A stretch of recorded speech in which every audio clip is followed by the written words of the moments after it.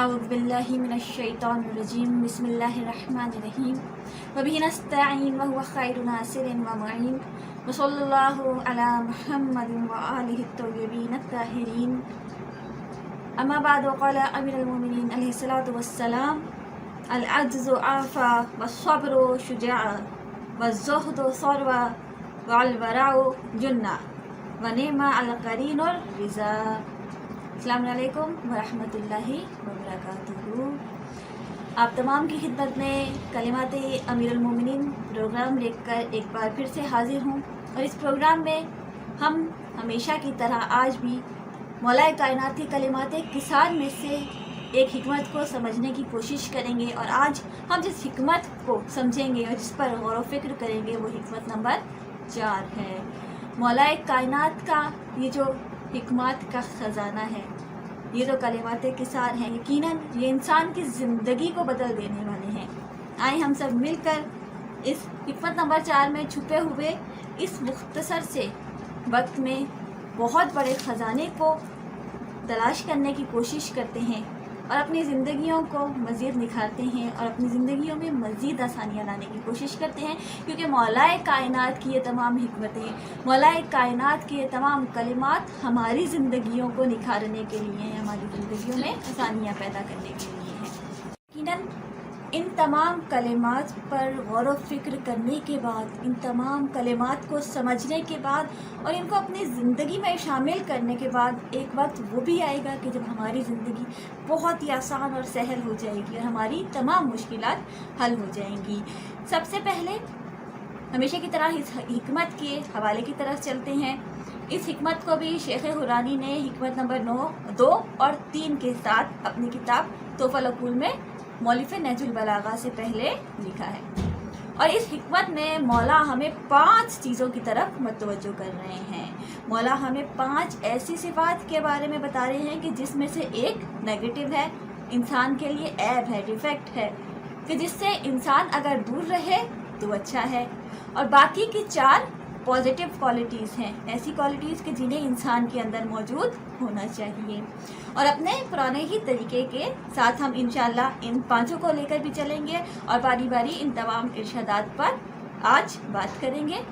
سب سے پہلے مولا فرما رہے ہیں کہ العجز آفا، عاجزی آفت ہے۔ اب سوال یہ ہے کہ عاجزی ہے کیا؟ عاجزی یعنی بیچارگی، نیاز مندی، ناتوانائی، یعنی انیبلٹی، نہ کر سکنا۔ عاجزی کا مطلب ہے کہ انسان خود کو کسی بھی کام کے لیے یہ تصور کرے کہ یہ کام میں نہیں کر سکتا۔ خوب عاجزی کے بہت سے معنی ہیں۔ جسمانی ناتوانی کے علاوہ ذہن، فکر، سیاست، ثقافت، سماج، اقتصاد، علم، روح، ارادہ، فکر وغیرہ کی عاجزی بھی انسان کے اندر ہو سکتی ہے۔ بس عاجزی فقط ایک روپ لیے ہوئے نہیں ہے، فقط ایک جہت لیے نہیں ہوئے ہے، بلکہ عاجزی کی بہت سی جہات ہیں۔ اب عاجزی 2 طرح کی ہوتی ہے۔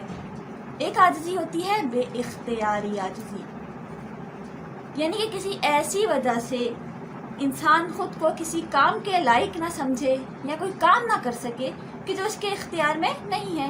مثال کے طور پر اگر کسی شخص کے ہاتھ نہیں ہے تو وہ تمام کام وہ نہیں کر سکے گا کہ جو ہاتھ سے انجام دیے جاتے ہیں، یا مثال کے طور پر اگر کوئی شخص چلنے پھرنے سے معذور ہے تو وہ چل نہیں سکے گا۔ بس یہ ناتوانی، یہ نہ کر سکنا، یہ ہاتھ سے کام نہ کر سکنا، یہ پاؤں سے چل نہ سکنا اس کے اختیار میں نہیں ہے، کیونکہ اس کے اختیار میں یہ چیز نہیں ہے کہ وہ خود کو چلنے پھرنے کے قابل رکھ سکے، یا اس کے ہاتھ اس کے اختیار میں نہیں ہے۔ یہ ایک ایسی ناتوانی ہے، یہ ایسی عاجزی ہے کہ جو انسان کے اختیار میں نہیں ہے، اس پر اختیار نہیں رکھتا۔ مولا کے فرمان میں یہ عاجزی مراد نہیں ہے، بلکہ جب انسان کے پاس اختیار ہو اور وہ اپنی صلاحیتوں سے کہ جو پروردگار نے اسے عطا کی ہیں فائدہ اٹھائے، اور انہیں اپنے لیے اور اپنی زندگی کو آسان بنانے کے لیے، کارآمد بنانے کے لیے استعمال کر سکے، لیکن اس کے باوجود نہ صرف اپنے لیے بلکہ معاشرے کے لیے بھی انہیں استعمال نہ کرے اور کہے کہ میں یہ نہیں کر سکتا، اور یہ کہتے ہوئے اپنے عاجزی کا اظہار کرے، تو مولا کہہ رہے ہیں کہ ایسی عاجزی آفت ہے، کیونکہ یہ عاجزی انسان کو فائدے حاصل نہیں کرنے دیتی، کامیابی حاصل نہیں کرنے دیتی، کیونکہ عاجزی انسان کو بیکار بنا دیتی ہے۔ جس انسان میں یہ صفت موجود ہو یا جس انسان میں یہ عادت آ جائے، پھر وہ انسان کسی بھی قسم کی کامیابی اور ترقی حاصل نہیں کر سکتا، چاہے پھر وہ علمی ترقی ہو، چاہے وہ اقتصادی ترقی ہو، معنوی ترقی ہو، فکری ترقی ہو، کسی بھی ہنر و فن میں یا کسی بھی فیلڈ میں کی جانے والی ترقی ہو۔ جب انسان یہ کہے کہ میں یہ کام نہیں کر سکتا، تو پھر وہ کسی بھی فیلڈ میں ترقی حاصل نہیں کر سکتا ہے۔ مثال کے طور پر اگر کوئی بچہ یہ چاہے کہ وہ اپنی کلاس میں سب سے اچھے نمبر لائے، یا اگر کوئی بھی انسان کسی بھی کمپٹیشن میں حصہ لینا چاہے اور یہ چاہے کہ اس کمپٹیشن میں وہ جیتے، لیکن وہ چاہتا ہے کہ وہ جیتے، لیکن یہ کہہ کر بیٹھ جائے کہ بھائی میں تو یہ نہیں کر سکتا، یہ تو بہت بڑا کام ہے، میں تو یہ کام کر ہی نہیں سکتا، آئی کانٹ ڈو اٹ۔ بس یہ آئی کانٹ ڈو اٹ کہنا، میں نہیں کر سکتا کہہ کر بیٹھ جانا اسے کسی بھی کام کو کرنے سے روکتا ہے، انسان کی ہمت کو پست کرتا ہے۔ جب انسان کی ہمت پست ہوتی ہے، پھر وہ میدان عمل میں آتا نہیں ہے، اور جب وہ میدان عمل میں نہیں آتا تو وہ کامیابی حاصل نہیں کر سکتا۔ پروردگار عالمین نے ہر انسان کو عقل دی ہے، عقل جیسی نعمت دی ہے، اور اس کے اندر بہت ساری صلاحیتیں رکھی ہیں۔ اگر انسان چاہے تو وہ کچھ بھی کر سکتا ہے، کیونکہ رب کائنات نے انسان کے اندر اس قدر کوالٹیز رکھتی ہیں کہ انسان، ہم سب دیکھ رہے ہیں، اب چاند پہ پہنچ گیا، چاند سے آگے پہنچ گیا۔ پرانے دور میں کہ جب انسان نے چاند پر قدم نہیں رکھا تھا، کوئی سوچ بھی نہیں سکتا تھا کہ یہ اشرف المخلوقات کے جو صرف زمین کے اندر رہتی ہے، زمین میں رہتی ہے، زمین میں بستی ہے، یہ چاند پر بھی پہنچ سکتی ہے۔ لیکن جب انسان نے چاہا کہ وہ اس زمین سے نکل کر چاند تک پہنچے، تو وہ چاند پر بھی پہنچ گیا، کیونکہ رب کائنات نے اس میں یہ صلاحیت رکھی ہے۔ اور اسلام نے انسان کو اپنی صلاحیتوں کو، اپنے اندر موجود کوالٹیز کو استعمال کرنے کا، ان سے فائدہ اٹھانے کا ہمیشہ کہا ہے، ہمیشہ ترغیب دلائی، اور اسلام جو ہے وہ ہمیشہ یہ کہتا ہے کہ اپنے اندر موجود صلاحیتوں کو نکھارو اور اسے اپنے لیے اور اپنے معاشرے کے لیے کارآمد بناؤ۔ اس طرح میں ایک اور مثال دیتی جاؤں کہ اگر کسی بھی شخص کو ایک اچھی پوزیشن حاصل کرنی ہے، ایک اچھا مقام حاصل کرنا ہے، اور وہ یہ کہہ کر بیٹھ جائے کہ نہیں جی میں یہ کام نہیں کر سکتا، یا میں یہ کام نہیں کر سکتی، اور یہ کہہ کر کوشش ہی نہ کرے، تو کیا ہوگا کہ وہ کام نہیں ہوگا۔ لیکن اگر انسان کوشش کرے، پروردگار عالمین پر بھروسہ کرے، توکل کرے، اور نتیجہ اسی کی ذات پر چھوڑ دے اور آگے بڑھتا چلا جائے، تو انشاءاللہ ایک دن کامیابی اس کا مقدر بنے گی، ایک دن وہ کامیاب ہوگا۔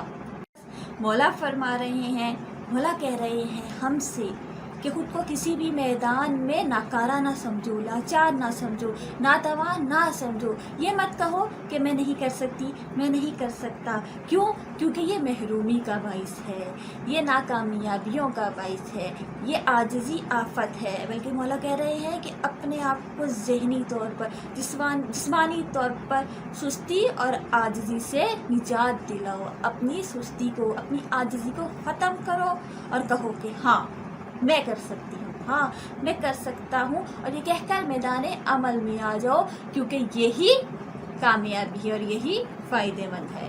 فکر کرے عزیزان کہ کس طرح مولا کائنات کا ایک ایک جملہ ہمیں ہمت دلا رہا ہے، ہماری طاقت بن رہا ہے، ہمیں زندگی کے میدان میں آگے ہی آگے بڑھنے کا حوصلہ دے رہا ہے۔ اب چلتے ہیں اگلے اسی حکمت میں اگلی بات جو مولا فرما رہے ہیں وَالصَّبْرُ شُجَاعٌ، صبر شجاعت ہے، صبر بہادری ہے۔ کیونکہ صبر انسان کو ثابت قدم رکھتا ہے، انسان میں استقامت پیدا کرتا ہے، انسان میں حوصلہ پیدا کرتا ہے۔ پہلے مولا فرما رہے ہیں کہ عاجزی آفت ہے، کیونکہ عاجزی انسان کو کچھ بھی کرنے کے قابل نہیں چھوڑتی ہے۔ لیکن جب انسان کسی کام کو کرنے کا ارادہ باندھ لیتا ہے، اور جب وہ ارادہ کر کے میدان میں اتر آتا ہے बस अगर वो उस काम में नाकाम भी हो जाए तो उसे चाहिए कि वो सब्र इख्तियार करे। ये सिर्फ एक जहत है जिसे मैं बयान कर रही हूँ, वरना सब्र जो है इंसान को हर मामले में इख्तियार करना चाहिए कि जब भी उस पर कोई मुसीबत पड़े, कोई आफत आए, कोई ऐसा काम जो उसके मिजाज के खिलाफ हो, या फिर सब्र उसे गुनाहों के मुकाबले में करना पड़े तो उसको सब्र इख्तियार करना है। लेकिन इसको हम वहाँ भी कनेक्ट कर सकते हैं कि अगर इंसान अपनी आजिज़ी को छोड़कर, अपनी नातवानी को छोड़कर और ये कहकर कि हाँ मैं कर सकती हूँ, मैं कर सकता हूँ कहकर मैदान में आए और वक्ती तौर पर नाकाम भी हो जाए, फिर भी उसे क्या करना चाहिए? सब्र इख्तियार करना चाहिए, क्योंकि मौला फरमा रहे कि सब्र शुजाअत है, सब्र इंसान में हौसला पैदा करता है। इसीलिए परवरदिगार आलमीन भी इरशाद फरमा रहा है सूरह अनफाल आयत नंबर 65 में, रहमानिर्रहीम अय्यकुम मिनकुम इशरूना साबिरूना यगलिबू मिआतैन व अय्यकुम मिनकुम मआतुन यगलिबू अल्फा। अगर तुम में से 20 साबिर जंगजू हो तो वो 200 काफिरों पर गालिब आ जाएंगे, और अगर तुम में से 100 अफराद हो तो वो 1000 पर गालिब आ जाएंगे। लेकिन शर्त क्या परवरदिगार आलमीन बता रहा है कि अगर तुम में से जंगजू हो, लेकिन क्या हो? साबिर जंगजू हो। तो क्या होगा? साबिर जंग करने वाले, मुकाबला करने वाले हो तो क्या होगा कि वो 200 के बराबर हो जाएंगे। 20 किसके बराबर है? 200 के बराबर। और अगर तुम में से 100 ऐसे अफराद हो कि जो साबिर हो, जंग करने वाले हो, मुकाबला करने वाले हो, ये कहकर मैदान में उतरने वाले हो कि हाँ मैं कर सकता हूँ, मैं कर सकता हूँ, यानी आजिज़ी उनमें ना हो और इसके साथ साथ उनमें सब्र हो, तो क्या होगा कि वो 100 अफराद 1000 का मुकाबले पर गालिब आ जाएंगे। बस सब्र इंसान को एक से ज़्यादा लोगों से, एक से ज़्यादा दुश्मनों से मुकाबला करने के लिए आमादा करता है। बस फिर चाहे वो दुश्मन खारिजी दुश्मन हो या किसी भी किस्म का कोई दुश्मन हो, सब्र उसको उसके मुकाबले में आने के लिए हौसला देता है और उसके मुकाबले में आने के बाद साबित कदम रखता है। हौसला उसके अंदर ताकत पैदा करता है। इसीलिए मौला फरमा रहे हैं कि सब्र बहादुरी है, सब्र शुजाअत है। दूसरा ये कि शुजाअत सिर्फ ये नहीं है, बहादुरी सिर्फ ये नहीं है कि इंसान मैदानी अमल में आकर लड़े, सिर्फ खारजी दुश्मन से लड़े, सिर्फ मैदान में आए जंग करे और अपने सामने वाले को तलवार से मारे। खून रेजी करना, कत्ल गारत करना या मैदान में आकर अपने मद्दे मुकाबिल से मुकाबला करना ही खाली बहादुरी नहीं है, बल्कि अपने अंदर मौजूद बुराइयों से लड़ने का नाम भी शुजाअत है। अपने नफ्स अम्मारा से लड़ने का नाम भी शुजाअत है।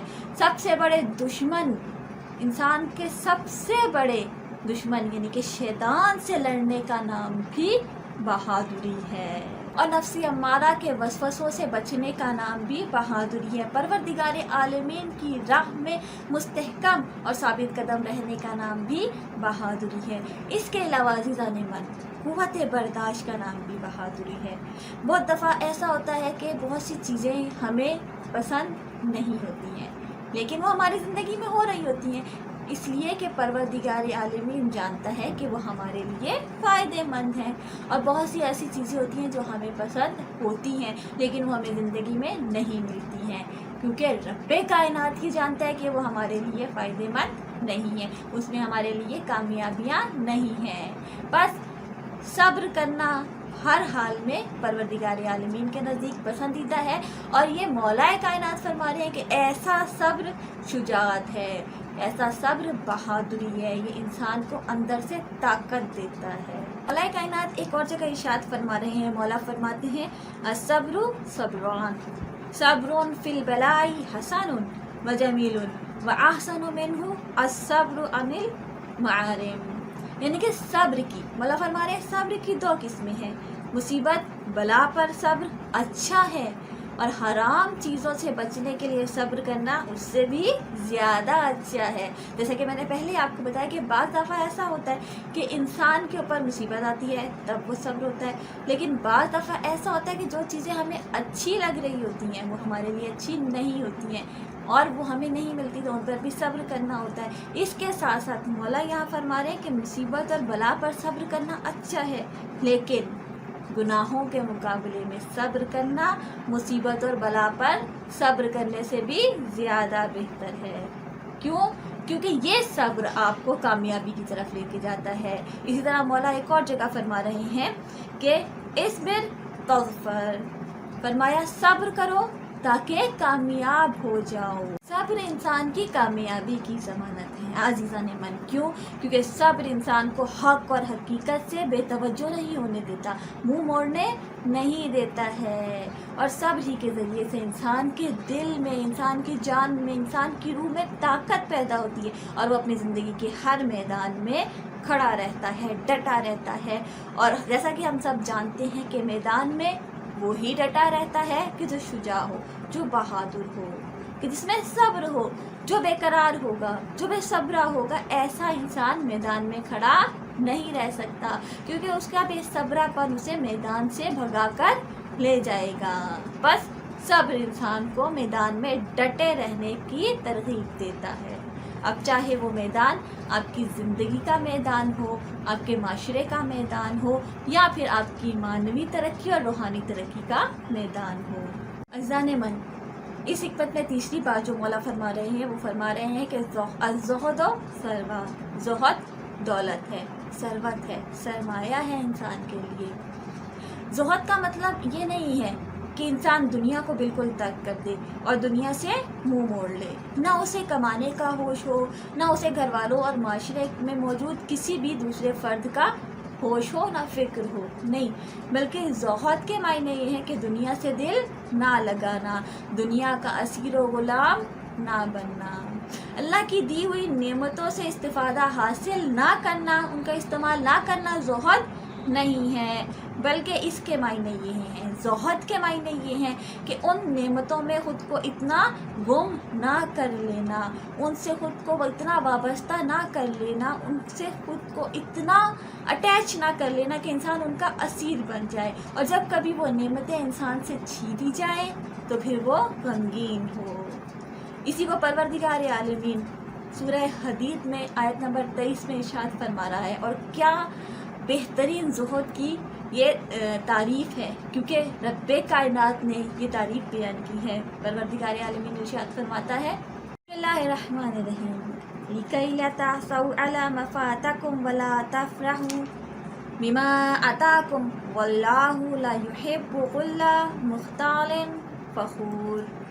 परवरदिगार आलमीन इरशाद फरमा रहा है कि जो चीज़ तुम्हारे हाथ से निकल गई, चली गई, उस पर तुम रंजीदा ना हो, गमगीन ना हो, और जो चीज़ तुम लोगों को अता की गई है उस पर इतराओ ना, उस पर फ़ख्र ना करो।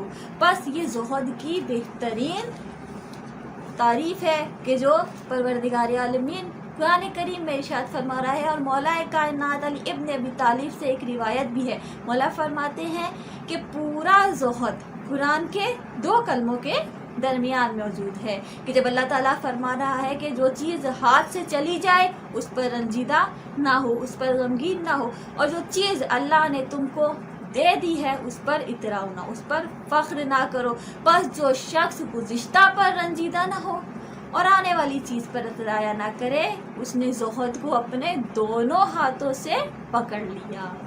मौला कह रहे हैं कि ये ज़ुहद की बेहतरीन तारीफ़ है। खूब जैसा मैंने आपको बताया कि ज़ुहद ये नहीं कि दुनिया की हर नेमत से मुंह मोड़ लिया जाए, बस कुरान ने वाज़े कर दिया और मौला कायनात ने फरमा दिया कि ज़ुहद की बेहतरीन तारीफ़ कुरान के एतबार से ये है कि जो चीज़ हाथ से चली जाए उस पर गमगीन ना हुआ जाए, और जो चीज़ आपको दी जाए उस पर फ़ख्र ना किया जाए। और ये इस तरह की तारीफ़ है कि अगर इस पे इंसान ने अमल किया तो मौला कह रहे हैं कि उसने ज़ुहद को दोनों हाथों से मजबूती से पकड़ लिया। खूब अज़ीज़ान मन, अब वाज़े हो गया होगा इंशाअल्लाह कि ज़ुहद है क्या। अब एक सवाल यहाँ पर यह है कि मौला ने ज़ुहद को दौलत क्यों कहा। मौला ने फरमाया कि ज़ुहद दौलत है तो इसलिए कि दौलत, सरवत इंसान को दूसरों से बेनियाज कर देती है। हम सब ही जानते हैं कि जिस इंसान के पास माल होता है, जिस इंसान के पास दौलत होती है, वो किसी के सामने हाथ फैलाने का मुहताज नहीं होता है, वो किसी से मांगने نہیں جاتا ہے۔ لیکن ہاں یہ ہو سکتا ہے کہ کچھ لوگوں کے پاس دنیاوی دولت موجود ہو، اور جب وہ دنیاوی دولت ان سے چلی جائے تو کیا ہوتا ہے کہ وہ غمگین ہو جاتے ہیں، وہ مال کے غم کو اپنے دل پر لے لیتے ہیں، وہ رنجیدہ خاطر ہو جاتے ہیں۔ بس عام لوگ کہ جن کے پاس دنیا کی دولت موجود ہے، جب یہ دولت جاتی ہے، جب یہ پیسہ جاتا ہے تو کیا ہوتا ہے کہ وہ غمگین ہوتے ہیں۔ لیکن اگر ایک انسان زاہد ہے اور اس کے پاس سے کوئی چیز چلی گئی ہے تو وہ اس کے لیے غمگین نہیں ہوتا، بلکہ زاہد انسان دنیا سے بے نیاز ہوتا ہے، وہ دنیا کے مال و دولت کے آنے جانے سے غمگین نہیں ہوتا، اسے کوئی فرق نہیں پڑتا کہ اس کے پاس اگر ایک وقت میں کوئی چیز موجود ہے تو تب بھی شکر کرتا ہے، جب اس کے پاس وہ چیز موجود نہیں ہے تو پھر بھی وہ شکر کرتا ہے، کیونکہ وہ دنیا سے بے نیاز ہوتا ہے، اور یہ دنیا سے بے نیازی خود ایک دولت ہے۔ رسول اکرم صلی اللہ علیہ وآلہ وسلم مولا کائنات علی ابن ابی طالب سے فرماتے ہیں کہ اے علی، یا علی، خدا نے تمہیں ایسی صفت سے مزین کیا ہے کہ وہ صفت پروردگار عالمین نے اور کسی کو نہیں دی، اور وہ ایسی صفت ہے کہ جو رب کائنات کو بہت پسند ہے، جو خدا کو بہت پسند ہے۔ اے علی، اللہ نے تمہیں زہد عطا کیا ہے، اور جیسے کہ ہم سب جانتے ہیں کہ سب سے بڑے زاہد مولا کائنات تھے، ایسے زاہد تھے کہ دنیا کو 3 بار طلاق دی اور کہا کہ دنیا میں تجھے طلاق دیتا ہوں۔ علی کا اور دنیا کا کوئی رابطہ نہیں ہے، علی دنیا سے وابستہ نہیں ہو سکتا۔ اور جب مولا ظاہری حکومت پر آئے اور جب مسلمانوں کے خلیفہ بنے تو کیا فرماتے تھے کہ میری یہ ٹوٹی ہوئی چپل اس حکومت سے زیادہ قیمتی ہے۔ بس وہ علی کہ جو خود جانتا ہے کہ زہد سب سے بڑی دولت ہے، وہ ہمیں یہ بتا رہے ہیں کہ زہد ایسی دولت ہے کہ جو تمہیں دنیا سے بے نیاز کر دے گی، تمہیں دنیا کے ہر غم سے، دنیا کی ہر مشکل سے بے نیاز کر دے گی، اور تمہارا دل صرف رب کائنات کی طرف کھینچے گا۔ عزیزان من، چوتھی چیز اور چوتھی بات جو مولا کائنات اس کلمے میں ارشاد فرما رہے ہیں، مولا فرما رہے ہیں کہ الورع جنہ، پرہیزگاری ڈھال ہے۔ ورع عربی زبان میں تقوی سے ایک درجہ بلند کیفیت کا نام ہے، ایک درجہ بلند صفت کا نام ہے۔ سب سے پہلے ہم دیکھتے ہیں کہ تقوی ہے کیا۔ تقوی کے معنی ہے انسان خود کو حرام سے بچائے اور واجبات کو ادا کرے۔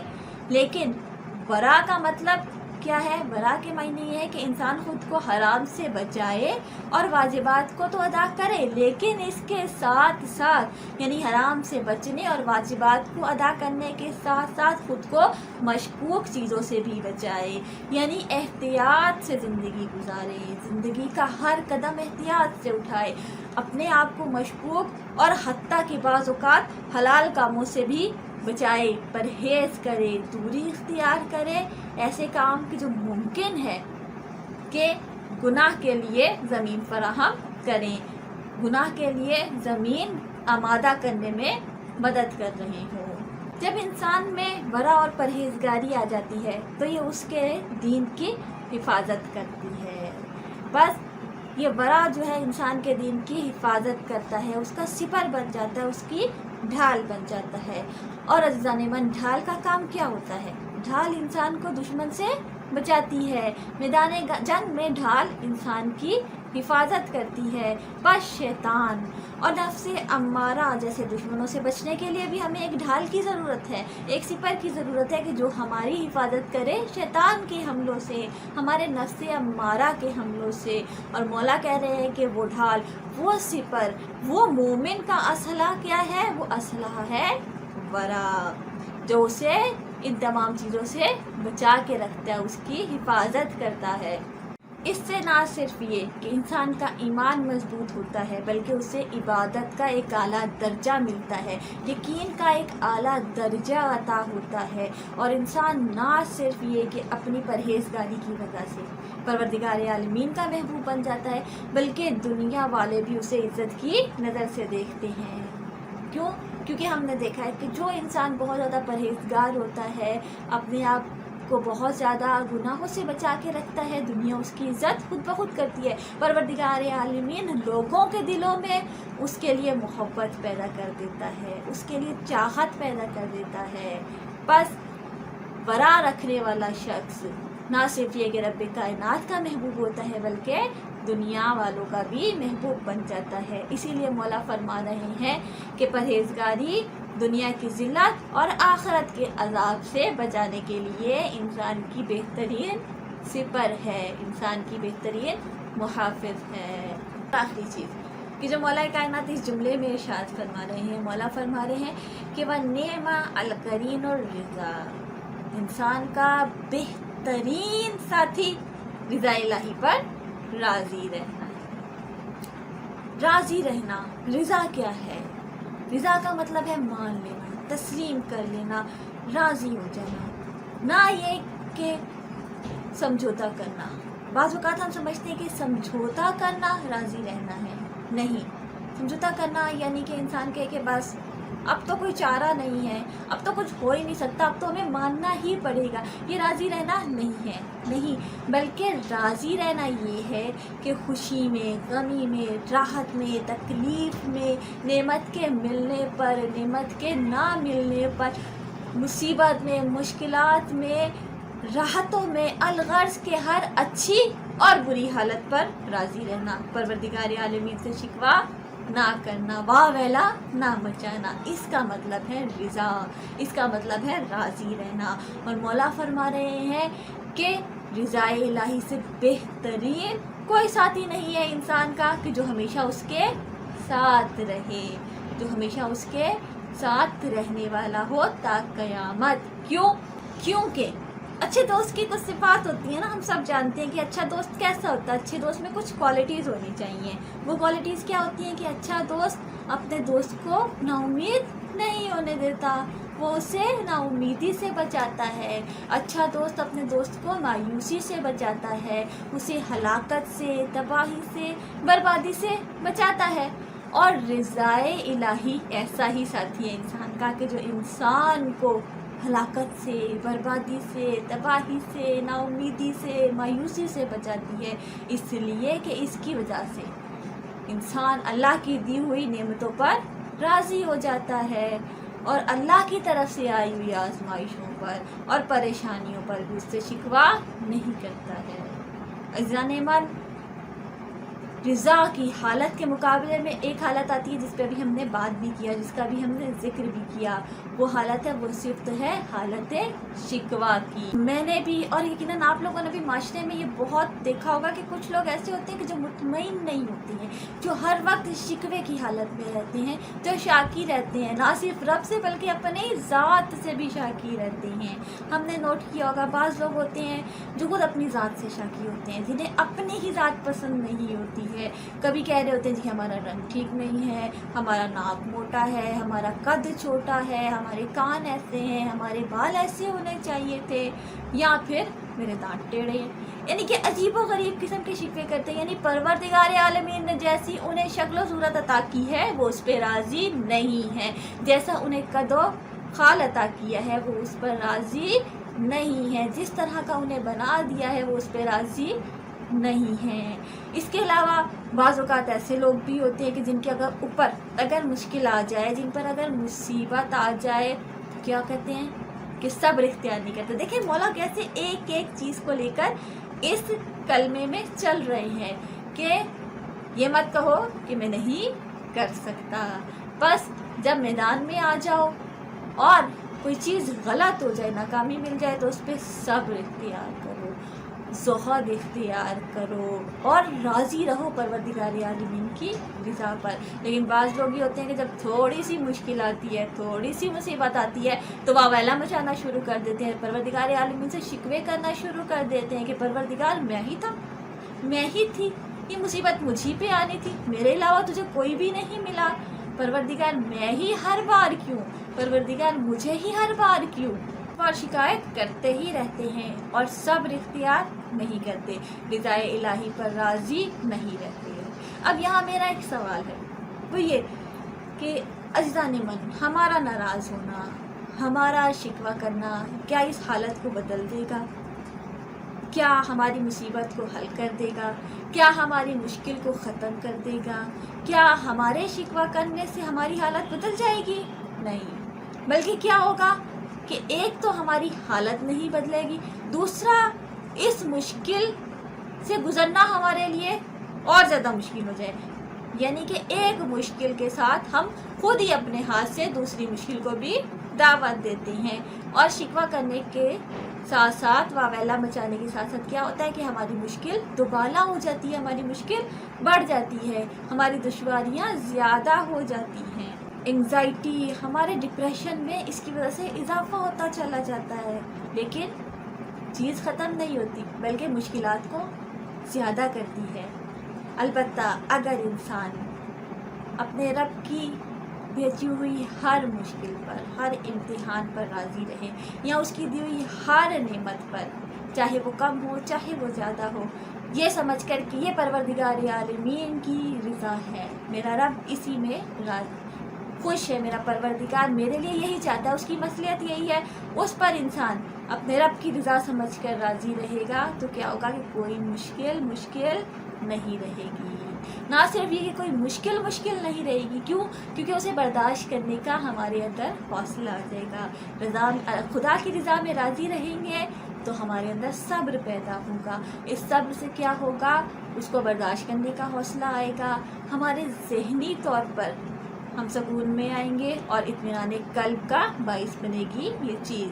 ہمیں چاہیے کہ پروردگار عالمین کے رضا میں راضی رہیں، کیونکہ اگر ہم اس کے رضا میں راضی رہیں گے تو وہ بھی ہم سے راضی رہے گا۔ اور کیا اوج رضا تھا امام حسین علیہ السلام کا کہ پورا گھر لٹا دیا پروردگار کی رضا کی خاطر، اپنے بیٹے دے دیے، اپنے عزیز و اقارب دے دیے، اپنے اصحاب دے دیے، اس کے باوجود بھی آسمان کی طرف ہاتھ اٹھا کر، ہاتھ بلند کر کے ارشاد فرما رہے ہیں کہ الہی رضن بے قضائے ہی و تسلیم علیہ۔ اور جب یہ مقام رضا ہو تو پھر پروردگار عالمین ارشاد فرماتا ہے کہ یا ایتھا النفس المطمئنہ ارجعی الی ربک راضیۃ مرضیہ، کہ اے نفس مطمئنہ اپنے رب کی طرف پلٹ آ۔ کس طرح؟ اس حالت میں، اس حال میں کہ تو اپنے رب سے راضی ہے اور وہ تجھ سے راضی ہے۔ بس یہ رضا کا نمونہ ہے جو ہمیں کربلا سکھاتی ہے۔ وہ رضا ہے کہ جب بی بی زینب نے کہا تھا کہ ما رأیت الا جمیلا، بی بی کیا فرما رہی ہیں یہ کہ میں نے اپنے پروردگار سے خوبصورتی کے علاوہ کچھ نہیں دیکھا۔ کب کہہ رہی ہیں یہ؟ جب گھر لٹا چکی ہیں، جب چادر چھن گئی ہے، زینب جب ام المصائب بن گئی ہے، اس کے باوجود بھی کوئی شکوہ نہیں، کوئی شکایت نہیں، بس رضائے پروردگار میں، رضائے الہی میں راضی ہیں، اور کہہ رہی ہیں کہ ما رأیت الا جمیلا، کہ میں نے اپنے رب سے خوبصورتی کے علاوہ، جمال کے علاوہ کچھ بھی نہیں دیکھا۔ عزیزان من، ہمیں بھی رضا الہی میں راضی رہنا چاہیے۔ ہماری بہت سی ٹینشنیں، بہت سی مشکلات اسی وجہ سے ہے کہ ہم راضی نہیں ہیں، ہم اپنی حالت سے مطمئن نہیں ہیں۔ جس دن ہم خدا کی رضا میں راضی ہو جائیں گے، جس دن ہم اس کے شاکر بنتی ہو جائیں گے، اس دن سے ہماری زندگی میں تبدیلی آنا شروع ہو جائے گی، اور رضائے الہی ہماری زندگی میں ایک بہترین ساتھی اور دوست کی صورت میں ہمارے ساتھ ساتھ رہے گی، کیونکہ رضائے الہی میں ہی کامیابیاں ہیں۔ اولیاء خدا ہمیشہ مشکل کے مقابلے میں، مصیبت کے مقابلے میں پروردگار عالمین کی رضا پر راضی رہتے تھے، ہمیشہ رضا کا دامن تھامے رہتے تھے، کیونکہ وہ جانتے تھے کہ رضائے الہی میں ہی دنیا اور آخرت کی نجات ہے، رضائے الہی میں ہی سکون ہے، ان پریشانیوں، ان سختیوں کے دامن میں ہی کامیابی ہے۔ البتہ یہاں ایک بات پر غور کرنا اور ایک بات کا جاننا بہت ضروری ہے، وہ یہ کہ راضی رہنے کا مطلب یہ نہیں ہے کہ انسان ہر ناحق چیز پر، ہر حق تلفی پر راضی رہے، انسان ہر ظلم و ستم پر، ہر منکرات پر، فحش چیزوں پر، برائیوں پر، غلط باتوں پر راضی رہے، نہیں۔ جیسے کہ ہم نے پھر ابھی میں آپ کو مثال جیسے دیتی ہوں ہمیشہ کربلا کی، کہ امام حسین باطل کے مقابلے میں، حق تلفی کے مقابلے میں، اسلام کے خلاف جب یزید اٹھا تو اس کے مقابلے میں اپنے صرف 72 ساتھیوں کے ساتھ میدان میں آئے ہیں، مولا صبر کر رہے ہیں، مولا خدا کی رضا میں راضی ہے، لیکن اس کا یہ مطلب نہیں ہے کہ ہاتھ پہ ہاتھ رکھ کے بیٹھ گئے ہیں. بس ہمیں بھی چاہیے کہ ہم رب کائنات کی رضا میں راضی رہیں، لیکن اپنی پوری کوشش کریں، اپنی پوری طاقت لگائیں، اپنی پوری توانائی لگائیں تاکہ ہم اپنے حالات کو سدھار سکیں. لیکن شکوہ نہ کریں، شکایت نہ کریں، کوئی ایسا جملہ اپنی زبان سے ادا نہ کریں کہ جو ہمارے صبر کی، جو ہمارے رضا کی ہمیں نیکیاں مل رہی ہیں، جو اجر ہمیں پروردگار عالمین سے مل رہا ہے، وہ ضائع ہو جائے. بس اللہ پر بھروسہ رکھ کر، رب کائنات پر بھروسہ رکھ کر اپنے حالات کا مقابلہ کریں تاکہ کامیاب ہوں، اور ہاتھ پر ہاتھ رکھ کر نہ بیٹھیں کہ رضائے الہی ہاتھ پر ہاتھ رکھ کر بیٹھنے کا نام نہیں ہے، بلکہ اللہ کی مرضی میں راضی رہنے کا مطلب یہ ہے کہ حالات کو سدھارنے کی کوشش جاری رہے اور پروردگار کی رضا میں انسان راضی بھی رہے. عزیزان من، ہوتا وہی ہے جو اللہ چاہتا ہے. بس انسان کو چاہیے کہ وہ اپنے رب کی رضا میں راضی رہے، اور ہمیشہ یہ بات یاد رہے کہ پروردگار عالمین اپنے بندے کے لیے بھلائی ہی چاہے گا، اچھا ہی چاہے گا، بہتر ہی چاہے گا. کیونکہ جب ایک ماں اپنے بچے کے لیے ہمیشہ اچھا چاہتی ہے تو وہ رب کائنات کہ جو اپنے انسانوں سے 70 گنا زیادہ پیار کرتا ہے، کیا وہ اپنے بندوں کے لیے بھلائی نہیں چاہے گا؟ یقیناً وہ اپنے بندوں کے لیے ہمیشہ بھلا ہی کرے گا، خیر ہی خیر اور عافیت ہی عافیت رکھے گا. آخر میں پروردگار عالمین سے دعا ہے کہ ہمیں توفیق دے کہ ہم نہج البلاغہ کو پڑھ سکیں، سمجھ سکیں اور اس پر عمل کر سکیں، اور اپنی زندگیوں کو اس کی روشنی میں بہترین زندگی بنا سکیں. وہ زندگی کہ جس کا آخر لقاء اللہ پر ہے، کہ جس کا آخر یقیناً رب کائنات سے ملاقات پر ہے. آمین یا رب العالمین. السلام علیکم ورحمۃ اللہ وبرکاتہ.